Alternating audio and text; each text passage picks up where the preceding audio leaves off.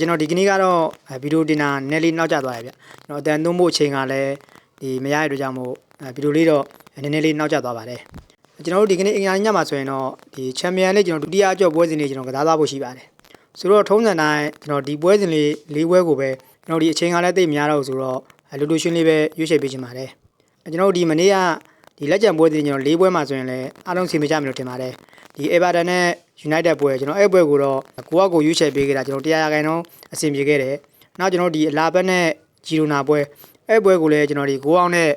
ဂျီရိုနာအသင်းကိုရွေးချယ်ပေးခဲ့တာကျွန်တော်အသင်းကတော့အဆင်ပြေတယ်6ပေါင်းကတော့ကျွန်တော်6ပေါ်သွားခဲ့တယ်အဆင်ပြေခဲ့ဘူ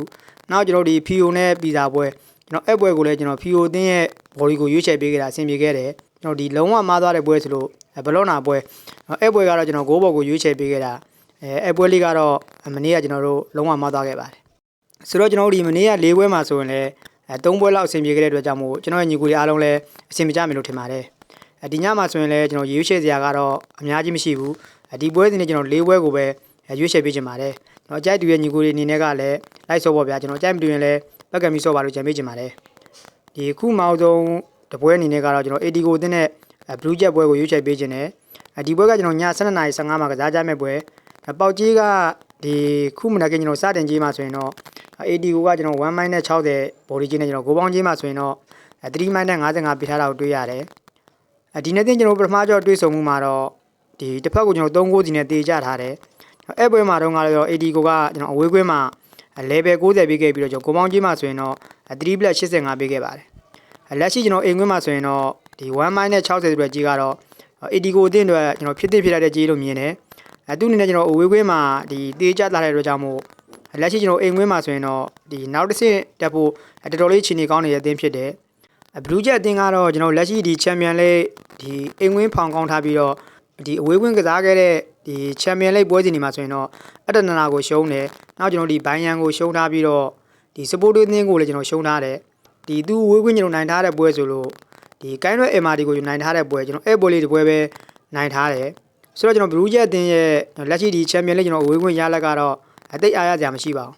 ဆိုတော့ကျွန်တော်လက်ရှိဒီ AD ကိုအိမ်ကွင်းမှာဆိုရင်လည်းBlue Jet အနေနဲ့ကျွန်တော်နိုင်ဖို့မလွယ်လောက်ဘူးလို့ထင်ပါတယ်ဒီ AD ကိုအသင်းကပဲကျွန်တော်နောက်တစ်ဆင့်ကိုတက်သွားလိမ့်မယ်လို့ထင်ပါတယ်ဒါကြောင့်မို့ကျွန်တော်ဒီပွဲကိုတော့ဒီ Asian AD ကိုအသင်းရဲ့ body ကိုပဲရွေးချယ်ပေးချင်ပါတယ်ဒီနောက်ထပ်တစ်ပွဲကတော့ကျွန်တော်ည2 နာရီခွဲမှာကစားကြမယ်လီဗာပူးဆန်နဲ့အိုလံပီယာကော့ပွဲသူတို့နှစ်သင်းကျွန်တော်ပထမကြောက်တွေးဆုံမှုမှာတော့လီဗာပူးဆန်အသင်းကကျွန်တော်အဝေးကွင်းမှာ Z2 နဲ့နိုင်ထားတယ်ဒီဒါကြောင့်ကျွန်တော်လီဗာပူးဆန်အနေနဲ့ကတော့ကျွန်တော်အိမ်ကွင်းမှာတေးရအောင်ကစားနိုင်နေဆိုရင်တော့မှသူ့အနေနဲ့ကကျွန်တော်နောက်တစ်ဆင့်ကိုတေးကြပေါက်တက်ပါပြီလက်ရှိကျွန်တော်ပေါက်ကြီးကလည်းကျွန်တော်1 plus 80ကျွန်တော်တလုံးဆူတာနဲ့ဒီအပြည့်နီးပါကျွန်တော်စားရမယ့်ကြီးမျိုးပေးထားတယ်6ပေါင်းကြီးမှာဆိုရင်တော့3 plus 30ပေးထားပါတယ်ပထမကြောဒီအိုလံပီယာကောအသင်းကကျွန်တော်အိမ်ကွင်းမှာဒီ level 20နဲ့ကျွန်တော်6ပေါင်းကြီး2 minus 80ပေးခဲ့တာပါဆိုတော့ကျွန်တော်ဒီပွဲကလီဗာပူးဆန်အနေနဲ့ကတော့ဖီအားတွေသိပ်မရှိဘူးကျွန်တော်တစ်ဖက်ကအိုလံပီယာကောအသင်းကပဲဒီပွဲမှာကျွန်တော်ဖွင့်ကစားလာဖို့ရှိပါတယ်သူ့အနေနဲ့ကျွန်တော်အဝေးကွင်းမှာဒီ2 goal လောက်သွင်းမှပဲကျွန်တော်နောက်တစ်ဆင့်ကိုတက်ဖို့ကဒီအခြေအနေကောင်းပါဆိုတော့တေချာပေါကျွန်တော်တို့ဒီအိုလံပီယာကောအသင်းကတော့ဖွင့်ကစားလာမှာပါလက်ရှိကျွန်တော်ပေးထားတဲ့ကြီးကလည်း1 plus 80ဆိုတဲ့ကြီးကတော့လီဗာပူးဆန်အသင်းအတွက်ကြီးပြောနေတယ်လို့ယူဆထားတဲ့ကြောင့်မို့ကျွန်တော်ကဒီပွဲမှာဒီအောက်အသင်းအိုလံပီယာကောအသင်းကိုပဲရွေးချယ်ပေးချင်ပါတယ်ဂိုးပေါင်းကြီးကတော့3 plus 30ပေးထားတဲ့ပုံမှာကျွန်တော်ဒီပွဲကိုဂိုးပေါင်းအပေါ်ကိုလည်းရွေးချယ်ပေးချင်ပါတယ်ဗျဒီနောက်ထပ်ကျွန်တော်တပွဲကလည်းဒီချိန်ထဲမှာကစားကြအောင်မဲ့ဒီအင်တာနဲ့ဘိုရိုကလင်ပွဲလက်ရှိကျွန်တော်အင်တာကတော့2 plus 20 body ကြီးနဲ့ကျွန်တော်ဂိုးပေါင်းကြီးမှာဆိုရင်တော့လေးလုံးကိုကျွန်တော်65ထိကြီးပြင်းပြင်းပေးထားတာကိုတွေ့ရတယ်ဒီပထမကြောကျွန်တော်ဘိုရိုကလင်ကွင်းမှာတော့ဘိုရိုကလင်က3-1နဲ့နိုင်ထားတာဆိုတော့ဂိုးပေါင်းကြီးရော body ကြီးရောကတော့ကြီးပြင်းပြင်းပေးထားတာကိုတွေ့ရတယ်ဒီဘိုရိုကလင်အိမ်ကွင်းမှာတော့ကျွန်တော်အင်တာကအဝေးကွင်းမှာ1 plus 40ပဲပေးထားပြီးတော့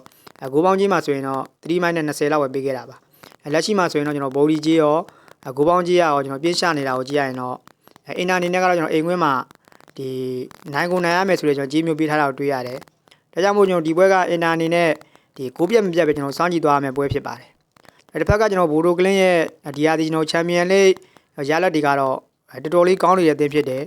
ဒီဝေးဝင်ပွဲတွေမှာဆိုရင်လည်းကျွန်တော်ဒေါ်မွန်တို့ဒီ AD ကိုတို့လိုကျွန်တော်အသင်းတွေကိုတော့မှတည်နေအနိုင်ရအောင်ကစားထားနေတဲ့အသင်းဖြစ်တယ်အင်တာကတော့ကျွန်တော်လက်ရှိဒီချန်ပီယံလိပ်ဒီနောက်ဆုံးကျွန်တော်အင်္ဂလန်နှစ်ပွဲမှာလီဗာပူးအသင်းနဲ့ကျွန်တော်အာဆင်နယ်အသင်းကိုရှုံးထားတဲ့အသင်းဖြစ်တယ်ဆိုတော့ဒီပွဲကကျွန်တော်အင်တာအနေနဲ့နိုင်အောင်မှ ကြေးအောင်ဖို့တော့ခက်လိုက်မယ်လို့ထင်တယ်အင်တာနှလုံးသွင်းရင်ကျွန်တော်ဒီဘိုဒိုကလင်တင်းစီကလည်းကျွန်တော်တလုံးလောက်ကတော့တေချာပေါက်ရနိုင်တာမို့ကျွန်တော်ကဒီပွဲကိုလည်းအောက်တင်းဘိုဒိုကလင်ကိုပဲရွေးချယ်ပေးချင်ပါတယ်ဒီပွဲကတော့ကျွန်တော်ဒီအကြိုက်တူမဲ့လူနဲကောင်းနဲနိုင်ပါတယ်အကြိုက်မတူရင်လည်းဘက်ကံမီဆော့ပါလို့ကြံပေးချင်ပါတယ်ဗျဒီနောက်ဆုံးပွဲကလည်းည2နာရီခွဲမှပဲကစားသွားကြအောင်မဲ့နယူကာဆယ်အသင်းနဲ့ဒီကွာတာဘက်ပွဲလက်ရှိမှာကျွန်တော်အင်ရှင်နယူကာဆယ်က2မိုင်နဲ့85ဘော်ဒီကြီးနဲ့ကျွန်တော်ဂိုးပေါင်းချင်းမှာဆိုရင်တော့၄လုံးကိုကျွန်တော်25စာပေးထားတယ်ဒီပွဲကတော့နယူကာဆယ်အနေနဲ့ကတော့ကျွန်တော်နောက်တစ်ဆင့်ကိုတေချာပေါက်တက်ပြီလို့တော့ပြောလို့ရပါတယ်ပထမကြောကျွန်တော်တို့အဝေးကွင်းမှာ6ဂိုး2ဂိုးဆိုတဲ့ရလနဲ့ကျွန်တော်နိုင်ထားတဲ့အတွက်ကြောင့်မို့ဒီကွာတာဘက်အသင်းအနေနဲ့ကတော့အမျိုးလင်းချက်မရှိတော့ပါဘူးလက်ရှိကျွန်တော်ချန်ပီယံလိဒီအဝေးကွင်းကစားကြတဲ့ကျွန်တော်၄ပွဲမှာဆိုရင်လည်းဘီဘာကိုရှုံးတယ်နာပိုလီကိုရှုံးတယ်နောက်ကျွန်တော်လီဗာပူးတင်းကိုရှုံးထားပြီးတော့ဒီသူနိုင်ထားတဲ့ပွဲဆိုလို့ဘင်ဘီကာကိုနိုင်ထားတဲ့ပွဲအဲ့ပွဲလေးတစ်ပွဲပဲနိုင်ထားတဲ့အသင်းဖြစ်တယ်ဆိုတော့ဒီပွဲကကျွန်တော်နယူကာဆယ်အသင်းအတွက်လည်းကျွန်တော်တက်နဲ့ပဲကျွန်တော်အိမ်ကွင်းမှာထင်းကစားသွားဖို့ရှိတော့ကြောင့်မို့ကျွန်တော်ကတော့ဒီပွဲမှာဒီအသင်းဘော်ဒီကိုမရွေးတော့ဘဲနဲ့ဂိုးပေါင်းအောက်ကိုပဲရွေးချယ်ပေးချင်ပါတယ်နယူကာဆယ်အနေနဲ့ကျွန်တော်သွင်းရင်လည်းတစ်လုံးနှလုံးလောက်ပဲသွင်းလိုက်မယ်လို့ထင်ပါတယ်ဒီတစ်ဖက်ကကွာတာဘယ်အသင်းစီကလည်းကျွန်တော်အဝေးကွင်း9ရဖို့ကဒီမျိုးလင်းချက်ကကျွန်တော်သိမရှိတော့ကြောင့်မို့ကျွန်တော်ကတော့ဒီပွဲမှာဂိုးပေါင်းအောက်ကပဲကျွန်တော်ပို့ပြီးဆေးပြလိုက်မယ်လို့ယူဆတာပါတယ်အဲကြောင့်မို့ကျွန်တော်ဒီပွဲကိုတော့ဒီဂိုးပေါင်းအောက်တစ်ချောင်းထဲကိုပဲရွေးချယ်ပေးချင်ပါတယ်ဗျဟုတ်ကဲ့ပါကျွန်တော်ဒါကတော့ဒီကနေ့အင်္ဂါနေ့ညမှာကစားကြမဲ့ဒီချန်ပီယံလိပွဲစဉ်လေး၄ပွဲပါဗျဒီထဲမှာကျွန်တော်တို့ထုံးစံတိုင်းအကြက်မတူတဲ့ပွဲလေးပိုင်းလည်းဘက်ကံပြီးဆော့ပါလို့ကြံပေးချင်ပါတယ်ဒီဗီဒီယိုလေးကညီကိုတို့အတွက်အကျိုးရှိလိမ့်မယ်လို့မျှော်လင့်မိပါတယ်ဗျကျွန်တော် channel လေးကိုလည်းတိုင်းဆုပ်ကလေးမလို့ရသေးရင်လုပ်သွားပေးဖို့တောင်းဆိုချင်ပါတယ်ခုလိုအားပေးကြတဲ့ကျွန်တော်တယောက်ချင်းစီတိုင်းကိုလည်းကျေးဇူးထူးတင်ပါတယ်ဗျ